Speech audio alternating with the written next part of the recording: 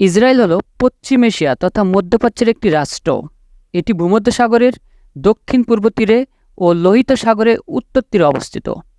এর উত্তর স্থল সীমান্তে লেবানন, উত্তর পূর্বে সিরিয়া, পূর্বে জর্ডান ও ফিলিস্তিন, পশ্চিমে ফিলিস্তিনের ভূখণ্ড গাজা এবং দক্ষিণ পশ্চিমে মিশর অবস্থিত।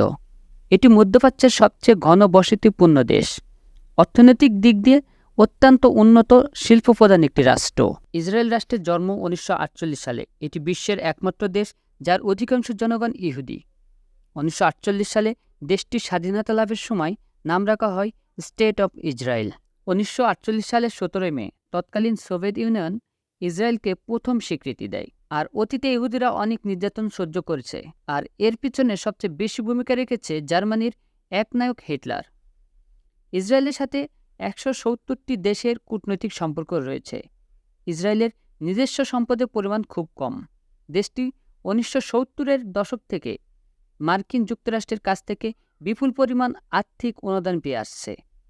ইসরায়েলের উন্নত শিক্ষা ব্যবস্থা এবং সরকারের ভালো সদিচ্ছা থাকার কারণে দেশটিতে বেকারত্ব খুবই কম।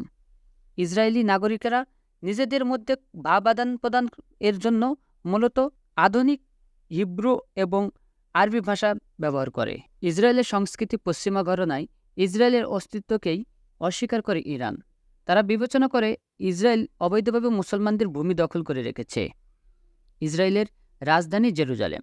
1949 সালে ইসরায়েল, লেবানন, জর্ডান ও সিরিয়ার মধ্যে যে চুক্তি হয়েছিল, সে দেশটির আয়তন হওয়ার কথা 20,770 বর্গ কিলোমিটার, কিন্তু ইসরায়েলের আয়তন এখন 27,799 বর্গ কিলোমিটার। ইসরায়েল একমাত্র দেশ যেখানে প্রাপ্তবয়স্ক সব নাগরিকের জন্যই সেনা প্রশিক্ষণ বাধ্যতামূলক। ইসরায়েলের মানুষ প্রতি বছর সত্যি সত্যিই ঈশ্বরের উদ্দেশ্যে প্রচুর চিঠি লেখে। জেরুজালেমের ডাক বিভাগ এমন অত্যন্ত হাজারখানেক চিঠি পাওয়া যায় যেখানে পাপকের জায়গায় লেখা থাকে ঈশ্বরের নাম। ইসরায়েলের রয়েছে শক্তিশালী সামরিক বাহিনী। মুসলমানরা বিশ্বের রাষ্ট্রগুলোর মধ্যে ইসরায়েল রাষ্ট্রকে সবচেয়ে বেশি ঘৃণা করে থাকে। ইসরায়েল পৃথিবীর একমাত্র ইহুদি রাষ্ট্র। ইসরায়েলকে বেষ্টন করে আছে 17টি আরব দেশ, যার অনেকে এর অস্তিত্ব স্বীকার করে না। পুরো বিশ্বে 1,72,00,000 ইহুদি বাস করলেও তার মধ্যে শুধু ইসরায়েলে বসবাস করে 90 লাখ ইহুদি। দেশটি পৃথিবীর সর্বনিম্ন অঞ্চলে অবস্থিত। ইহুদি জাতিরা মুসলমানদের পুরো উল্টো নিয়মকানুনের অনুসারী।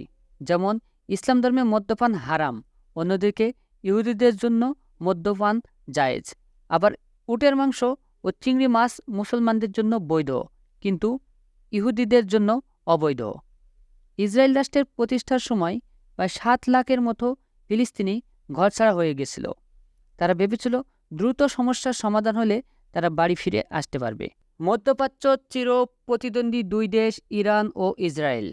ফিলিস্তিন ভূমি জোর করে দখল করে ইসরায়েল রাষ্ট্র গঠন করার পর থেকে ফিলিস্তিনিরা তাদের অধিকার আদায়ের চেষ্টা করে যাচ্ছে।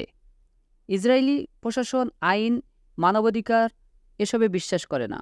তাদের ঘাড় টেরা। তারা টিকে থাকতে চায় শক্তি প্রয়োগ করে। ইসরায়েলিদের প্রায় সব কর্মকর্তাই কোনো না কোনো অপরাধের সঙ্গে জড়িত। এ পর্যন্ত 12 জন ইসরায়েলি নোবেল পুরস্কার পেয়েছেন, যার মধ্যে 8 জন রসায়ন ও অর্থশাস্ত্রে। ইসরায়েলি গরু বিশ্বের অন্যতম দুধ উৎপাদনকারী গরু। বাংলাদেশি পাসপোর্টধারীদের বিশ্বে একটি দেশেই যাওয়া নিষেধ, আর সেটি হলো ইসরায়েল। পাসপোর্টে সেটি স্পষ্ট করে লেখা আছে। ফিলিস্তিনিদের প্রতি বর্বর আচরণের জন্য ইসরায়েল কুখ্যাত।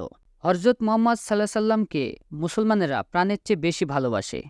সেই মুহাম্মদ সাল্লাল্লাহুকে ইহুদিরা বিশ্বাস করে না। তবে খুব কম সংখ্যক ইহুদি আছে যারা মনে করেন মুহাম্মদ সাল্লাল্লাহু ছিলেন আরবদের জন্য পাঠানো নবী, তাদের জন্য না। ইন্টারন্যাশনাল ইনস্টিটিউট ফর স্ট্র্যাটেজিক স্টাডিজের মিলিটারি ব্যালেন্স 2023 প্রতিবেদন অনুযায়ী বিশাল এক সামরিক বাহিনী পরিচালনা করে আসছে ইসরায়েল। ইসরায়েল সামরিক বাহিনীতে রয়েছে 1,69,500 নিয়মিত সেনা। রিজার্ভ বাহিনীতে রয়েছে 4,65,000 সেনা সদস্য। সম্ভাব্য স্থল অভিযানে অংশ নিতে বর্তমানে গাজা সীমান্তে 3 লাখের মতো ইসরায়েলি সেনা অবস্থান নিয়েছে। বয়স 18 হলেই ইসরায়েলের সব নাগরিক বাধ্যতামূলক সামরিক প্রশিক্ষণের আওতায় আসে। একবার তালিকাভুক্ত হলে পুরুষদের ৩২ মাস আর নারীদের ২৪ মাসের মতো সামরিক কার্যক্রমে অংশ নিতে হয়। তো বন্ধুরা, কেমন লাগলো আজকের এই ভিডিওটি? যদি ভালো লেগে থাকে তাহলে অবশ্যই লাইক, কমেন্ট এবং শেয়ার করবেন এবং এই চ্যানেলে নতুন নতুন ভিডিও পেতে অবশ্যই সাবস্ক্রাইব করবেন।